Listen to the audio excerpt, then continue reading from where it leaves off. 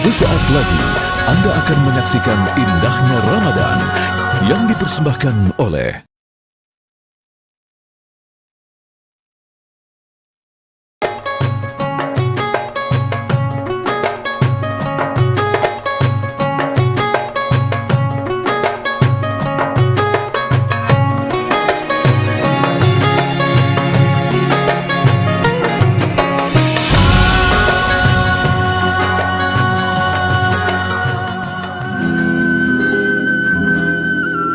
Assalamualaikum pemirsa indahnya Ramadan.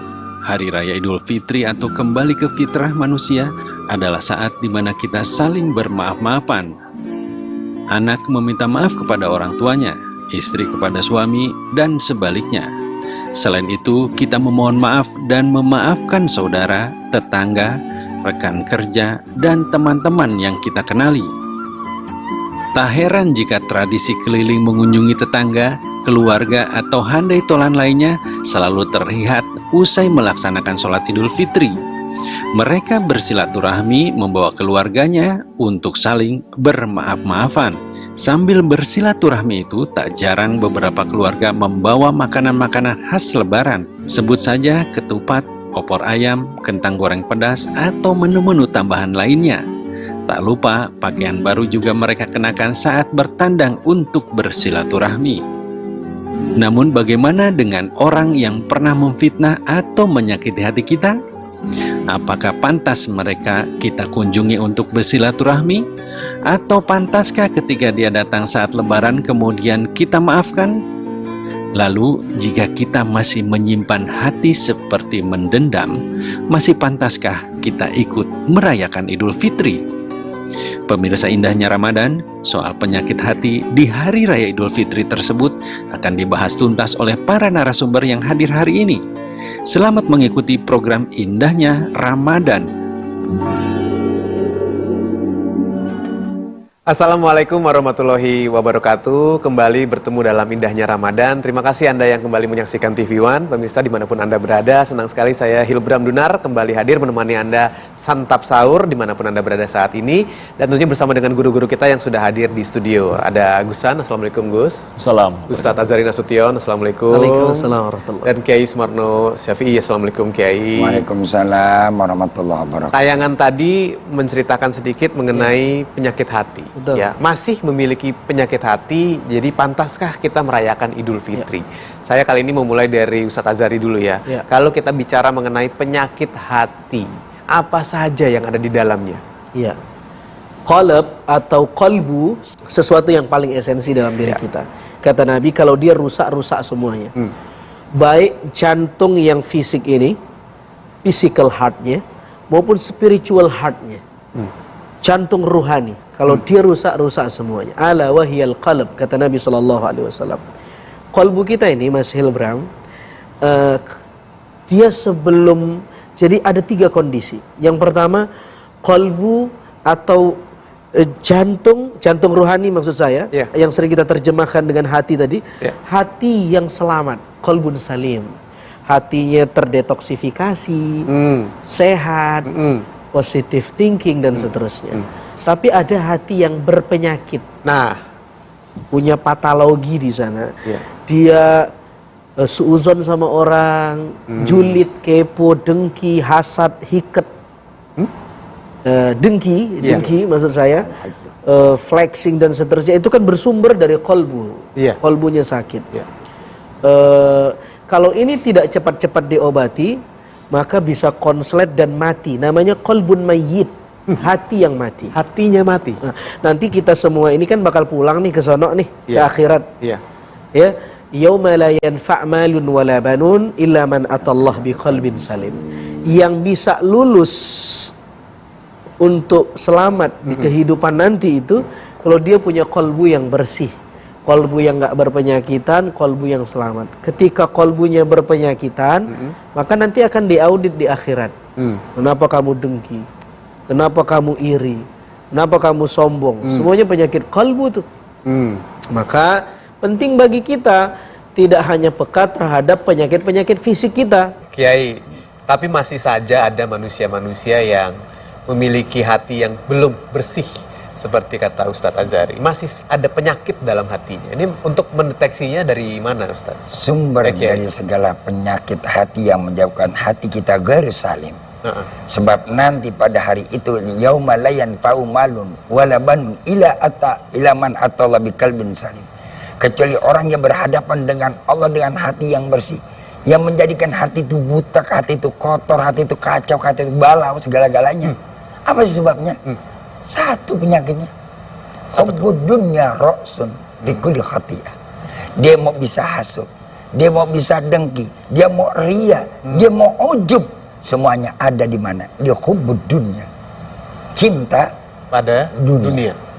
Orang kalau udah cinta dengan dunia, ini dia dikatakan tadi ra'sun fi kulli khati'ah, yang keladi segala dosa. Maka itulah para ulama menjelaskan, bukan berarti kita menjauhkan dunia. Kun dunia fiyadik la takun fi qalbik. Jadikan dunia itu ada di tangan kita, cukup ada di tangan kita. Tapi jangan sampai melekat di hati kita. Oh ya.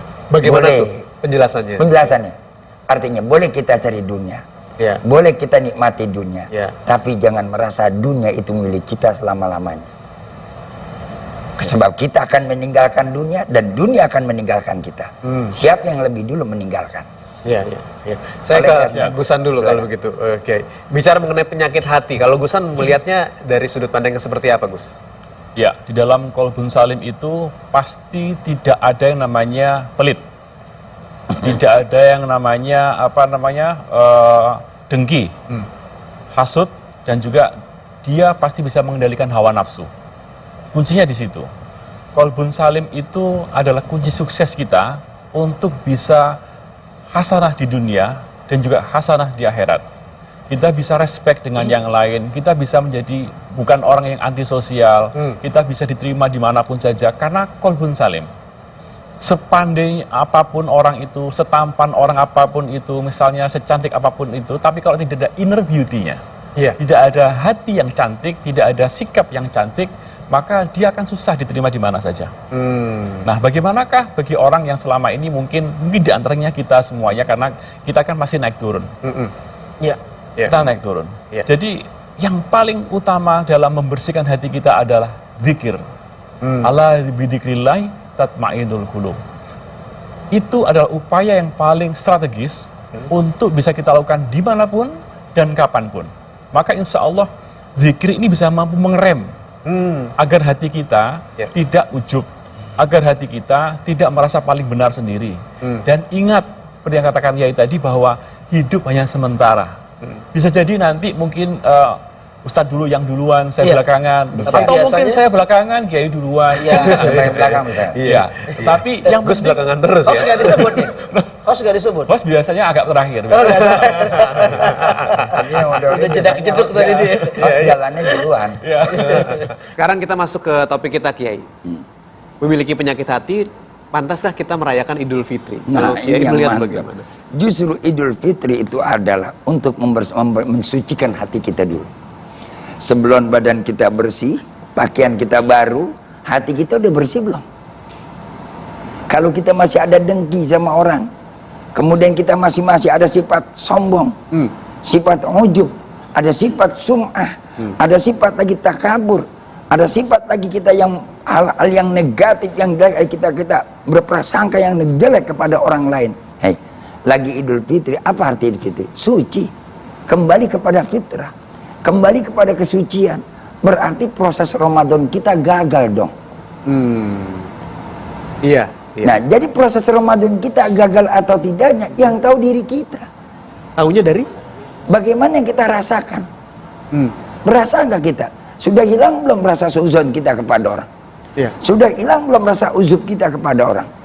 Sudah hilang belum rasa riak kita ketika pada waktu hari raya kepada orang lain? Nah, kalau masih ada ria pengen pameran pada waktu Lebaran Idul Fitri, berarti gagal. Gagal Ramadan kita. Masih ada penyakit hatinya. Iya, masih ada penyakit hati, pengen dipamer, pengen nunjukin orang, pengen dapat nilai dari orang, pengen dapat sanjungan dari orang. Nah, kalau ini belum bisa dibersihkan, maaf, Anda hanya berlebaran, bukan beridul fitri. Wow, bukan main, Kiai. Luar biasa statement itu menutup segmen kita kali ini. Saya lanjutkan lagi nanti ke Ustadz Azhari bicara mengenai naik turunnya hati nih. Kadang-kadang kita merasa sudah baik, sudah bersih, tuh tiba-tiba kok kotor lagi. Nah ini sulit nih untuk bisa mengendalikan agar bisa bersih terus. Konsistensinya sulit untuk kita dapatkan. Bagaimana caranya? Akan kami bahas sebentar lagi. Jangan kemana-mana, kami akan segera kembali.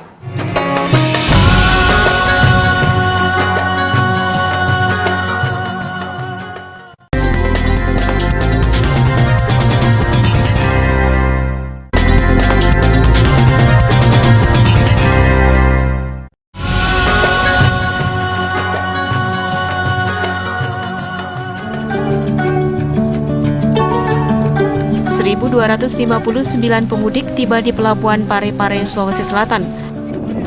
Mereka datang dengan kapal swasta KM Katlea. Kebanyakan para pemudik merupakan warga Sulawesi Selatan atau Sulawesi Barat yang bekerja di Kalimantan dan mengambil cuti lebih cepat agar bisa kembali ke kampung halaman sebelum arus mudik terlalu padat. Puncak arus balik di Pelabuhan Parepare diprediksi terjadi pada H-2 hingga H-1 Lebaran. Terminal 1 Bandara Soekarno-Hatta mulai dipadati para pemudik. Antrian penumpang terjadi sejak pemeriksaan dokumen di pintu masuk keberangkatan. Dari catatan pengelola Bandara Soekarno-Hatta, jumlah penumpang perlahan terus meningkat dan kini mencapai 105.658 orang. Jumlah ini naik 5% dari kemarin yang mencapai 101.000 orang. Adapun penerbangan mencapai 862 penerbangan. Diperkirakan jumlah ini akan terus meningkat selama sepekan ke depan. Mendekati Hari Raya Idul Fitri Kamis siang, situasi arus lalu lintas di ruas tol Jakarta Cikampek dari arah Jakarta menuju Cirebon terpantau ramai lancar. Namun Kamis pagi sudah banyak kendaraan pemudik melintas di ruas tol ini. Kendaraan pemudik khas karena mereka membawa barang bawaan di atap mobil. Diperkirakan puncak arus mudik terjadi pada 19 April mendatang. Tim TV One mengabarkan. Kembali lagi di Indahnya Ramadan, masih membahas mengenai memiliki penyakit hati, pantaskah kita merayakan Idul Fitri? Sebelum dijawab sama Gus Han juga pertanyaan tersebut, saya ingin ke Ustadz Azhari dulu membahas mengenai hati yang masih naik turun. Bersih, lalu terkontaminasi agak kotor lagi. Lalu kita bersihkan lagi, tapi kok rasanya masih ada yang kurang, kotor lagi. Konsistensinya sulit untuk didapat nih, bagaimana? Kalau hati atau kolbu kita ini naik turun kualitasnya, kadang bagus, kadang buruk, menunjukkan bahwa kita ini manusia biasa. Dan Mas Ilbram, saya kira cara mentreatment hati kita biar paling tidak relatif naik, meski ada potensi turun karena kita manusia biasa. Ya. Yang pertama, al-mukhalafah. Al-mukhalafah itu konfrontatif terhadap diri kita yang tidak baik. Saya kasih contoh. Ya. Kita punya penyakit sombong. Maka harus konfrontatif terhadap yang sombong itu. Apa lawan dari sombong? Rendah hati. Rendah hati. Maka paksa diri kita untuk rendah hati. Oh, iya. Ya. Yang kedua, kita dengki. Ya. Konfrontatif. Perangi dengki itu. Caranya apa lawan dari dengki? Senang melihat orang senang. Iya. Mengapresiasi keberhasilan orang. Iya. Memuji orang lain. Puji itu. Perangi. Misal kita punya penyakit riya, pengen dinilai sama orang. Maka konfrontatif. Saya pokoknya hari ini beramal, bodoh amat, dipuji, dicaci orang. Yang penting Allah yang tahu isi hati saya. Begitulah. Ya. Treatment sederhana bahasanya, tapi susah dipraktekin. Susah dipraktekkan. Cara kita penjelasan sederhananya tentang bagaimana kita membersihkan hati. Ya.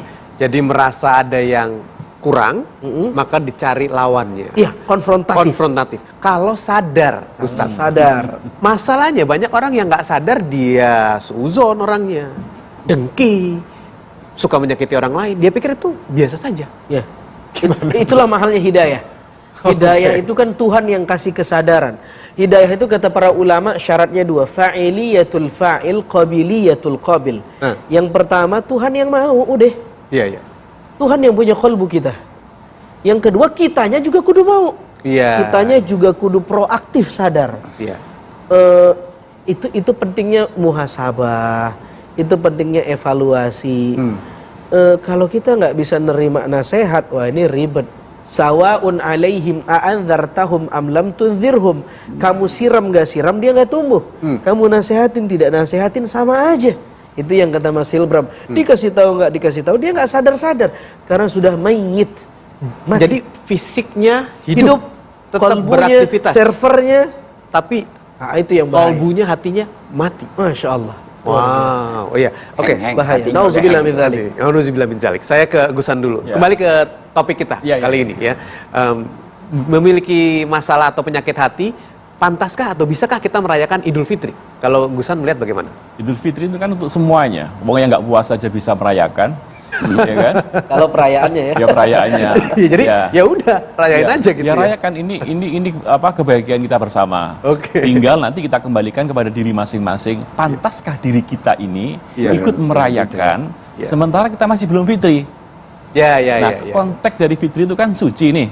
Kembali ke fitri, bukan kembali ke Mbak Fitri. Nah, ini.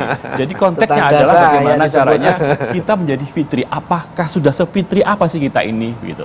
Maka dengan standar fitri yang diharapkan itu, maka sebaiknya bulan Ramadan ini dalam rangka untuk mereduksi dari keburukan-keburukan yang kita miliki. Dan biasanya kita itu mengkufuri dari sikap kita sendiri. Gimana tuh? Yang membuat kita susah untuk berbuat baik dan juga menjadi baik adalah ketika kita mengkufuri dari apa yang telah kita lakukan, kejelekan-kejelekan kita. Kufur nikmat dan mengkufuri segala sesuatu yang telah kita lakukan. Kita nggak merasa kalau kita ujub. Kita nggak merasa kalau diri kita ini pelit. Kita nggak merasa bahwa kalau kita ini narsis. Kita nggak merasa kalau kita ini melakukan sesuatu yang tidak diperbolehkan oleh agama. Ketika orang lain mengatakan bahwa kita seperti itu, kita denial. Nah, itulah yang membuat hati kita nggak akan bisa masuk nur di dalam diri kita. Kiai. Jadi merasa itu perlu. Merasa itu perlu, ya. Untuk supaya jadi orang yang atau punya kemampuan untuk merasa apabila ada yang tidak benar. Ada radarnya nih kalau kita salah. Qad aflaha man tazakka wa dzakara isma rabbih fasalla bal tu'thirunal hayatad dunya wal akhiratu khairu wa abqa. Terjemahin. Inna hadza la fis suhufil ula suhufi Ibrahim wa Musa. Kepanjangan. Artinya langkah dan upaya itu sudah ada lebih dulu sebelum ajaran baginda Rasul Nabi kita Muhammad sallallahu alaihi wasallam. Itu di ujung itu ayat inna hadzal fi suhufil ula. Jadi citra manusia menjadi manusia fitri, manusia bersih bukan di era zaman kita aja, zaman Rasul, zaman kita umatnya. Tapi di zaman Nabi Allah Ibrahim itu sudah orang menantikan bagaimana orang itu fitri, bagaimana tuh orang itu memiliki fitrah yang baik. Nah, pertama Pak, dibersihkan dulu. Qad aflaha man tazakka. Apa arti tazakka? Tazakka artinya dibersihkan, zahirah wa batinnya. Mampu dia bersihkan. Makanya tadi saya katakan, sumbernya dulu kita yang keladinya kita hilangin. Si hasud akan hilang kalau yang namanya cinta dunia kita hilang. Si dengki akan hilang kalau cinta dunia kita hilang. Si ria akan hilang kalau yang namanya cinta dunia udah hilang. Bagaimana tuh hasud, ria, takabur mau ada dalam diri kita, mau hilang dari diri kita kalau cinta dunia masih ada di dalam diri kita. Hei manusia-manusia yang hidup di dalam dunia ini, duniamu cuma sekedar segenggam ujung jari yang kau miliki, itu pun lebih kecil di mata Allah. Nggak ada apa-apanya. Allah lebih segala-galanya. Ghaniyun hamid. Maka hilangi rasa cinta dunia. Jangan pernah dunia itu rasa kita miliki. Dunia itu cuma sekedar titipan, anugerah dari Allah. Kalau itu kita sudah ada dan bisa melekat dalam diri kita, hilang sakit hati kita semua. Penyakit hatinya sembuh. Penyakit hatinya sembuh. Rasa kembali. Oh, makanya latihan Ramadan ini latihan fisik, latihan hati. Makna tidak makan bukan kita belajar jadi orang susah, tapi makna kita tidak makan, mau nggak kita merasakan orang yang tidak makan. Membangkitkan rasa, sambung rasa. Nih kalimat sambung rasa dia praktekkan dalam Ramadan. Kalau udah kita belajar nggak makan, masih nggak punya nyambung, berarti tadi dibilang khatamallahu ala qulubihim wa ala sam'ihim wa ala absarihim ghishawatu wa lahum Adzabun adzim. Ya Allah, azab yang amat pedih Allah berikan kepada kita. Ya. Mudah-mudahan Allah selamatkan kita semua. Amin, amin. Jadikan Ramadan kita ini untuk membersihkan hati kita dengan cara-cara ritual yang sudah diajarkan oleh para ulama dan guru-guru kita. Tadarus kita berbanyak, baca Quran pun kita hidupkan di mana-mana. Kemudian kita zikir dan beritikaf kita lakukan. Dan tidak lupa celengan kita buat nanti kepada Allah, investasi, sodakohlah yang banyak selalu semumpung dan masih kita ada di bulan Ramadan. Ramadan akan berakhir sebentar lagi. Allah ya Karim. Kita tinggal menunggu waktu kapan harinya itu berdatang. Ketika hari itu datang, Ramadan itu pergi, kita bertanya kepada diri kita masing-masing, mungkinkah kita akan berjumpa lagi dengan Ramadan? Apakah Ramadan akan menjumpai lagi kepada kita? Dan itu yang harus kita pertanyakan. Mumpung kita masih ada sisa, mari kita manfaatkan Ramadan kita yang baik. Terima kasih Kiai. Tadi Kiai mengatakan kan Ramadan sudah mau selesai. Nah, setelah ini saya akan bahas sesuatu yang biasa kita lakukan setelah selesai dari Ramadan. Apa itu? Jangan kemana-mana, kami segera kembali.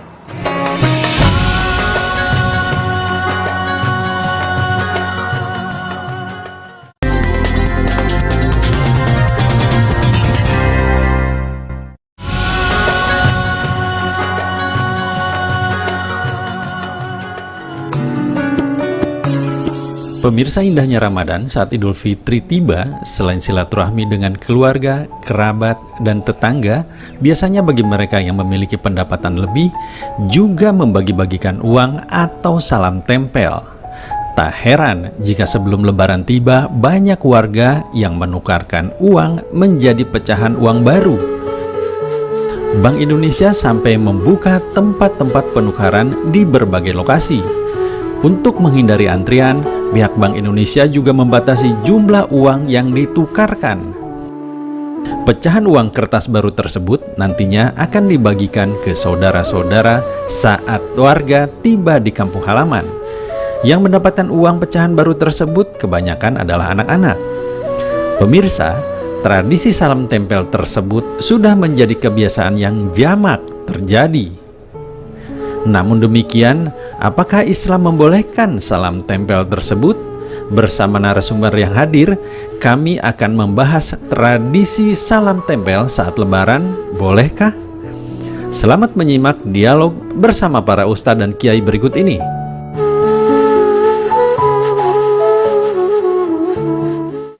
Kalau kita saksikan tadi dari tayangan sebelumnya, usai dari Ramadan ini memasuki ke Idul Fitri, satu hal yang sudah menjadi tradisi di Indonesia khususnya adalah salam tempel. Sambil salaman, menempelkan amplop, ada uangnya, salam tempel. Nah, ini sebuah tradisi. Saya ingin tahu sebenarnya tradisi seperti ini kalau dari sudut pandang Islam boleh nggak? Mari kita dengar jawaban dari guru-guru kita. Kita mulai dari Gusan. Ya, justru malah dianjurkan ya, karena ini kan media yang tepat untuk bersedekah dan tidak menyinggung orang. Jadi kalau misalnya tiba-tiba di suatu hari nggak ada sanak, nggak ada keluarga, nggak ada apa, tiba-tiba kita ngasih uang, kan orang akan nanya, ini duit apa nih? Ya kan? Tapi kalau pada saat Lebaran, ya sudah nggak usah dijelaskan lagi bahwa ini adalah uang Lebaran. Artinya ini momen yang baik lah dalam rangka untuk memberikan rasa tali silaturahim dan rasa kasih daripada yang tua kepada yang muda, dan respect kepada yang tua dari yang muda dan sebagainya. Dan ini menjadi tradisi yang menurut saya akan menjadi baik jika tidak dipaksakan. Jangan sampai menjadi beban. Karena ada kasus orang nggak berani mudik karena nggak ada uang untuk ngasih angpau. Oh gitu. Nah ini kan jadi problem.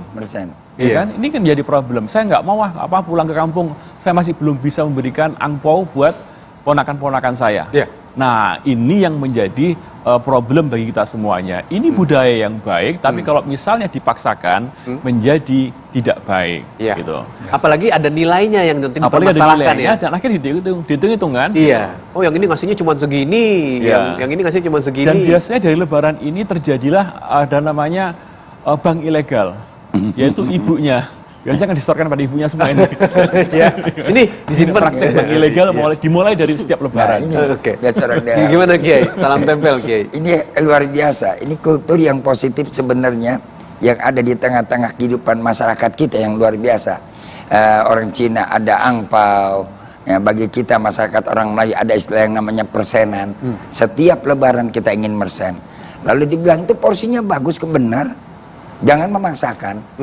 Tapi kita juga harus sadar, di era sebentar lagi datang musim politik, kadang-kadang ini jadikan alat mesin juga ini. Waduh. Ini yang paling berbahaya. Gimana tuh maksudnya? Ya, artinya dia berikan amplopnya ada gambarnya, amplopnya ada fotonya, segala macam. Bagaimana kalau begini? Yang kita tanya. Warna apa biasanya? Terserah warna-warni.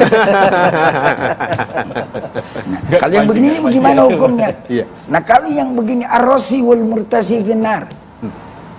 Ya, sama juga dia namanya nyogok, saling sogok menyogok. Nggak ada alasan dia bilang ini saya ngumpulin dengan bersama-sama. Kalau dia ngumpulin bersama-sama, semuanya sama-sama ingin memberikan hadiah, itu kan termasuk hadiah. Ya. Nggak perlu kita taruh nama kita. Kalau kita mau ikhlas nggak ada nama, nggak ada foto.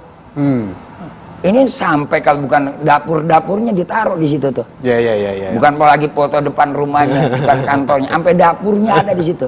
Allah yafat. Nah, ini yang harus kita hindari. Karena itu saya sarankan sekali lagi kepada seluruh umat Islam, kita warga umat Islam yang ada di Indonesia, soimin dan soimat, budaya itu yang positif. Mari kita lanjutkan, tapi jangan kita paksakan. Jangan dipaksakan kuncinya. Oke, saya menarik soal budaya tuh. Gimana Ustaz? Ya, ada budaya yang memang kontennya tidak baik, mau diperbaiki sudah tidak bisa karena memang dari sononya tidak baik dan tidak mungkin diperbaiki. Islam tidak akomodatif terhadap ini. Ini budaya yang dekonstruktif, at-tahrim. Contohnya kumpul kebo. Ini budaya yang nggak baik, jangan diikutin. Ada budaya yang kontennya tidak baik, tetapi bisa disulap menjadi baik. Namanya at-tabdi', direkonstruksi ulang.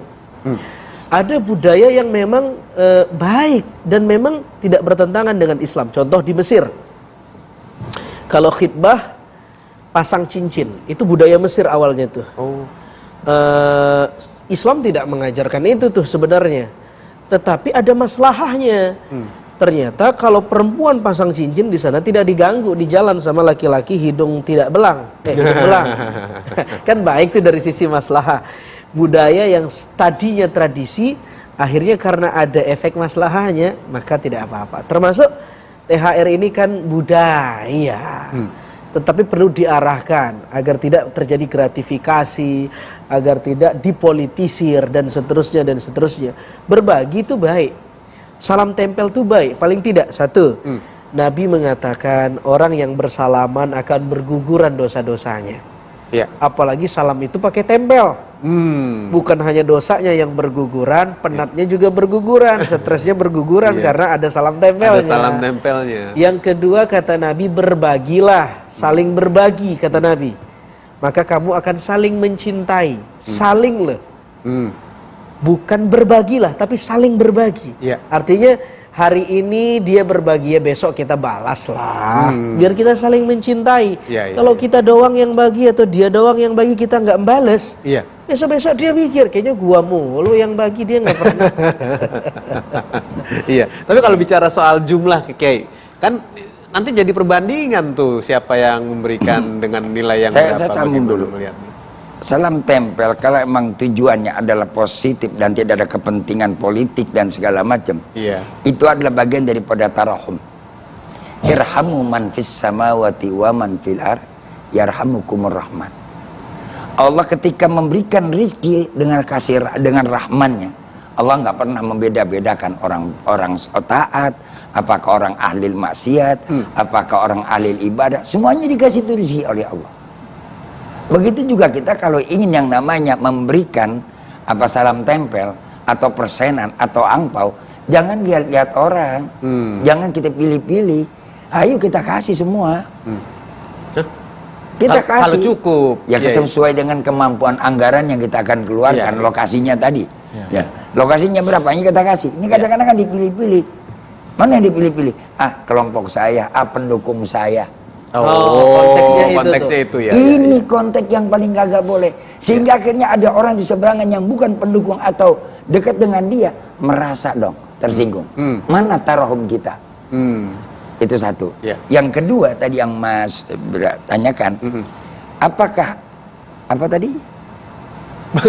Bagaimana kalau kita memberikan jadi perhitungan orang, yang itu lebih besar, yang ini kok si ini kok nggak besar. Nah, Nanti jadi kan merasa nggak enak yang ngasih. Jangan dikira kita berbuat baik tidak akan didorong lagi dengan setan. Setan akan masuk ke dalam semua lini. Iya. Apa dia tujuannya? Akhirnya terjadilah alladzina hum yura'una wa yamna'unal maun. Terjadi persaingan. Iya. Persaingan mana? Persaingan bukan nggak boleh orang bersaing. Persaingan pengen disanjung. Iya betul. Persaingan pengen dipuji. Iya. Fastabiqul khairat, tapi jangan pengen cari sanjungan, pengen cari pujian. Umpamanya Ustadz ngasih kesimpulan, ke kru nih, udah ngasih ke kru dia lebaran nih, ya 50.000, datang lagi Gusan, ngasih 100.000, wah kedengeran, dia nambahin lagi, gue nggak mau kalah nih, dia tambahin lagi 100.000, jadi 150.000, ya kan? Kalau begitu bagaimana? Seneng krunya? Krunya seneng, tapi dia nyeria. Oke, tahan dulu di situ, Kiai. Menarik. Akan kami bahas lebih lanjut sesaat lagi, jangan kemana-mana.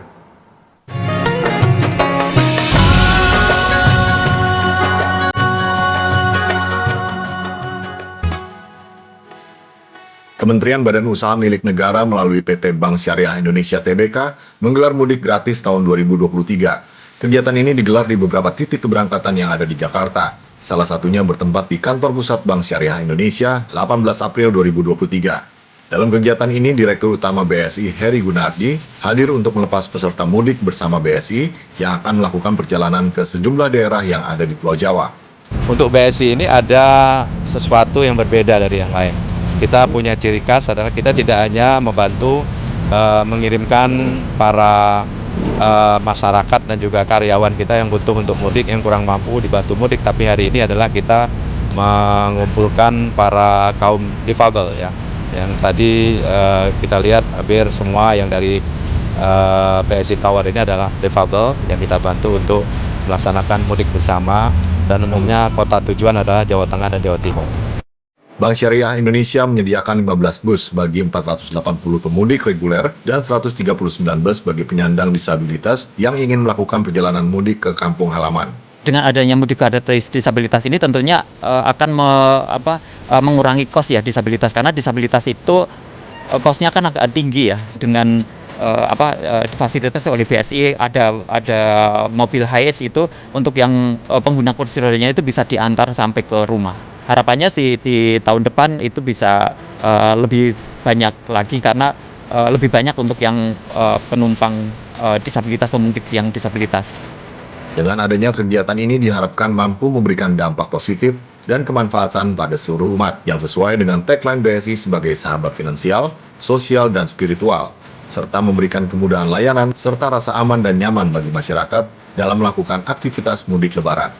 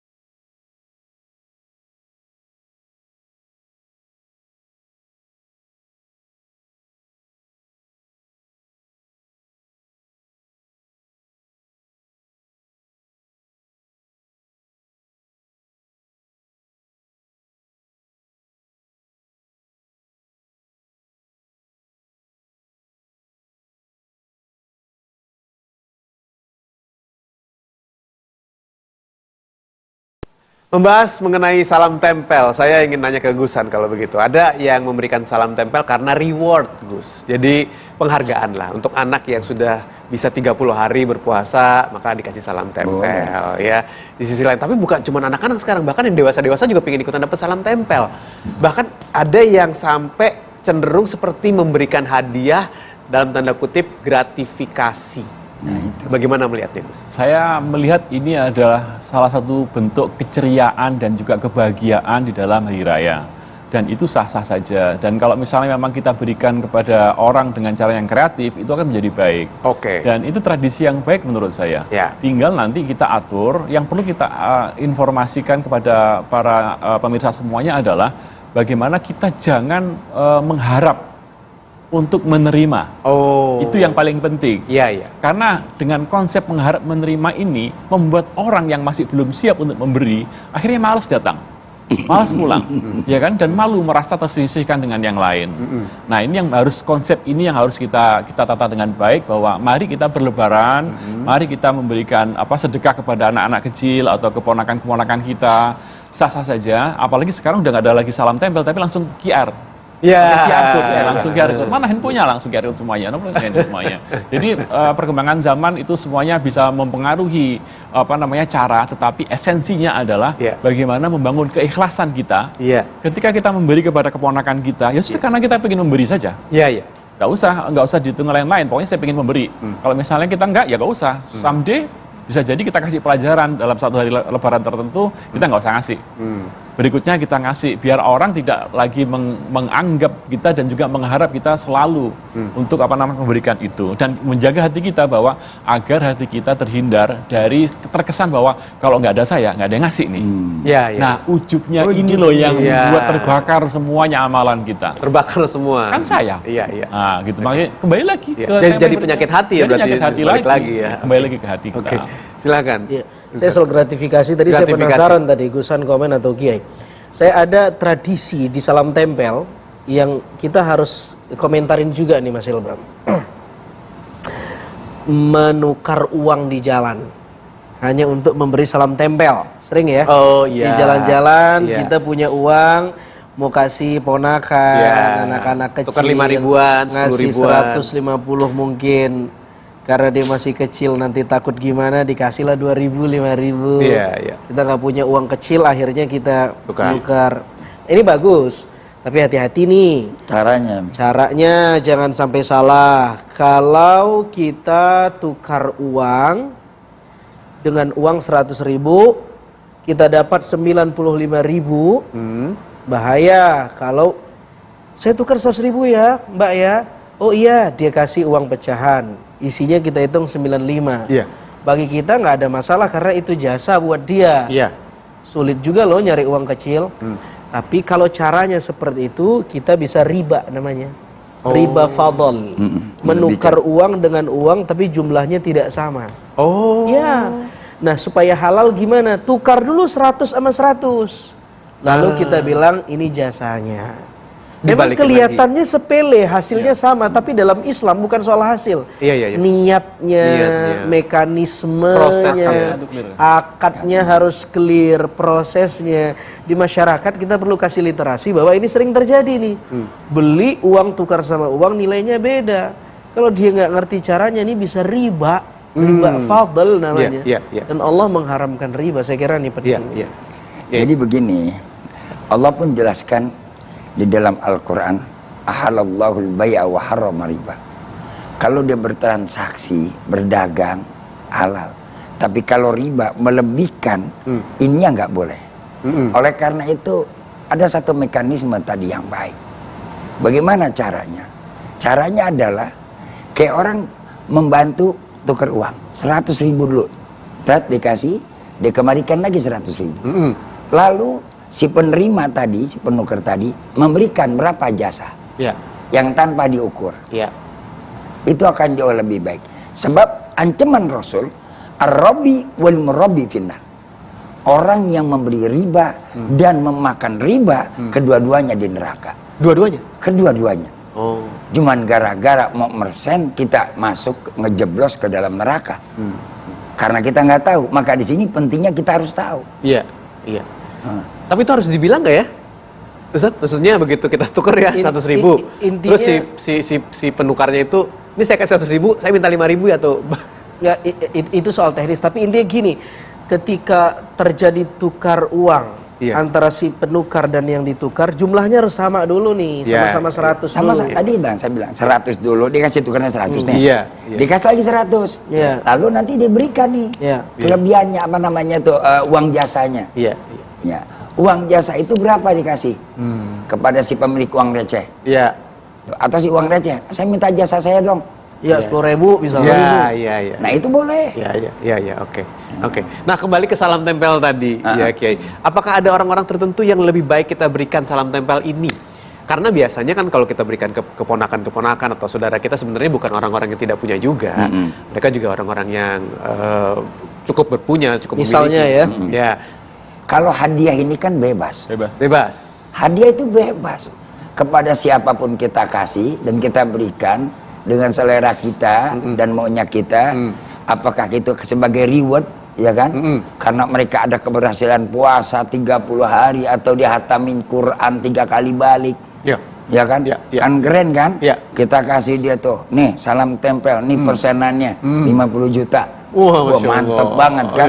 Wah, kita juga mau begitu. Jadi ponakannya. Kirain Kiai mau ngasih. Ya kirain mau ngasih.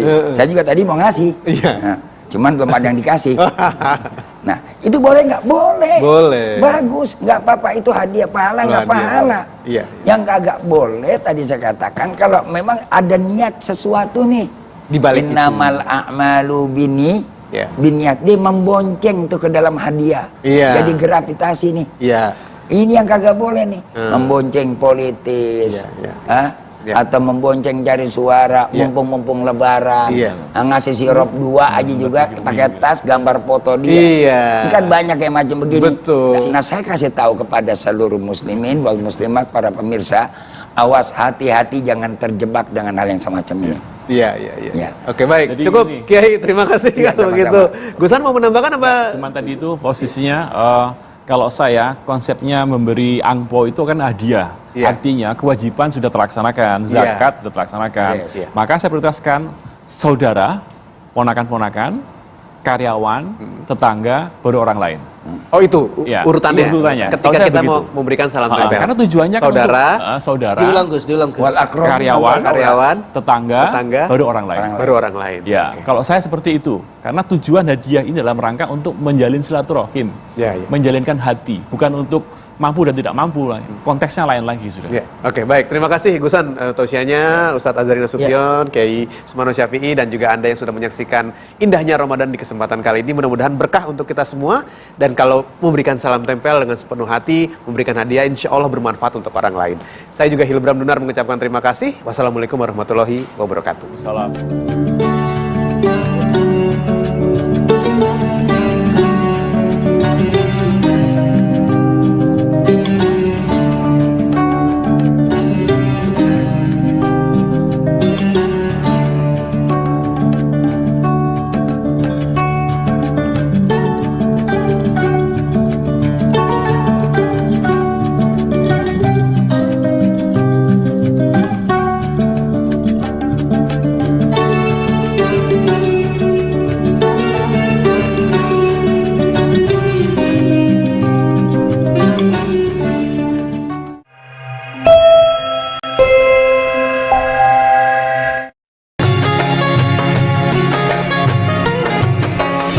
Anda baru saja menyaksikan indahnya Ramadan yang dipersembahkan oleh